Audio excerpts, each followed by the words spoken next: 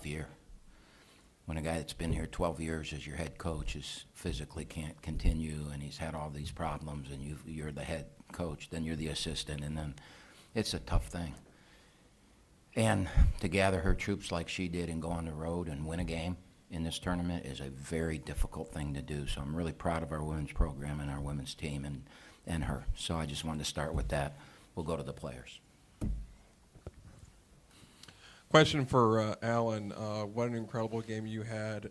In the first half alone, you had 9 rebounds, 4 assists, 11 points. Talk about the game opening up for you as the playoffs began. I didn't think it would be that easy to get those rebounds and points. I would just say that the game came to me. I didn't have to do anything on my own, I want to say. But props to my teammates for sure. Isaiah, for you, you had a different look in your eye tonight. Like we talked about it on the broadcast. You just had a different feel, different vibe, all of it.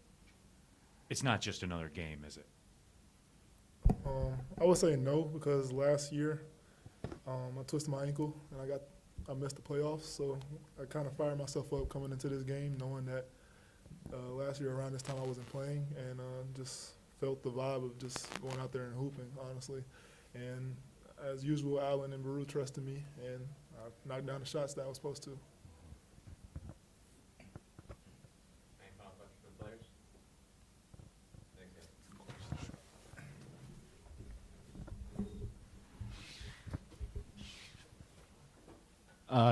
Coach, I'm wondering what your prep was like with the back-to-back, if it was any different than it would be in a normal tournament game.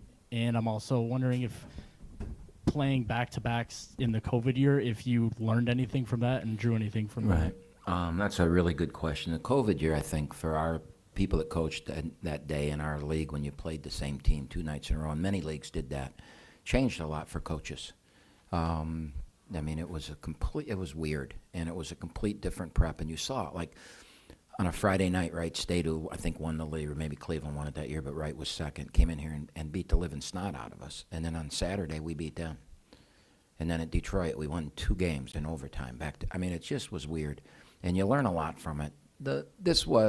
I've seen this before a lot in tournament time, and I've been there. You save stuff for the tournament. You know, we did some things tonight we haven't done. We ran a couple sets. We did some things we haven't done all year.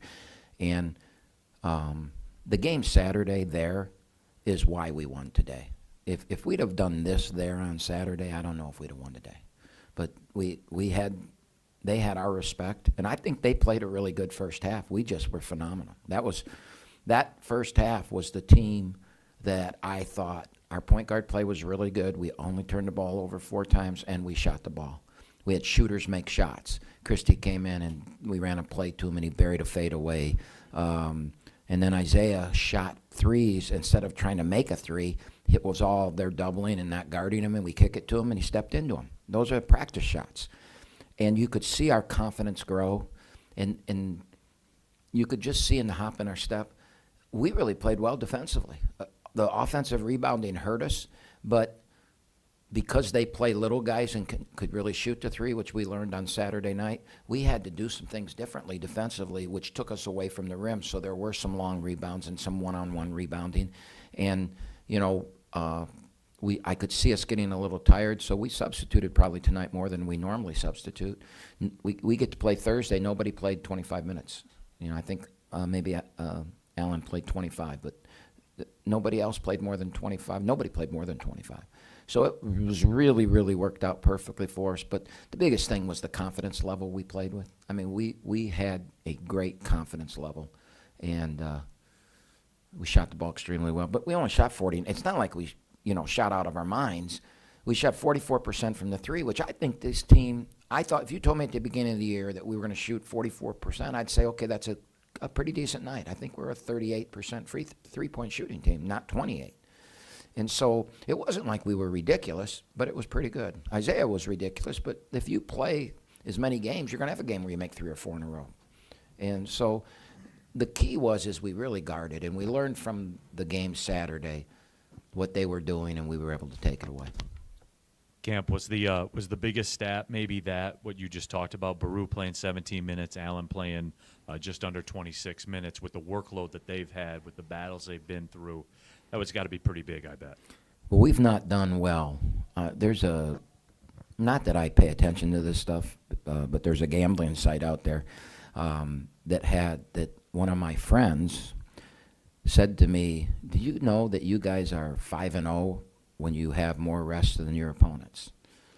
And I didn't know that, but I would have guessed that, because we're not very good the second game, because we pound it in and those guys get beat up, and so we avoided that tonight. And that's really good, because we're getting on a plane in an hour and we're heading up to Milwaukee, and we got to play in less than 48 hours. So it worked out the best way it could. We'll have no excuse, right? We'll have no excuse. But honestly, Neil, that's not the best stat. The best stat's 26 assists. And Jalen had 8. And I said, wow, Jalen, in the locker room, I said, wow, Jalen, you had 8. And he's got a big smile on his face. I said, well, tell these guys if they'd have made shots all year, you'd had 8 every game, right? That's the difference. We made shots, and we had games this year we had 3 and 5 assists, and it wasn't because of our offense or our offense. Never, when the ball doesn't go in, your offense looks terrible. You are a terrible coach when when the ball doesn't go in, because wow, what are they doing? What are they running, right? And then you can run nothing, but if you're making shots, what great offense, right? You really have to be more scientific than that. I'm not going to be Matt Painter up here and do that scientific, but I'm going to say that when the ball moves and you make shots, you get assists.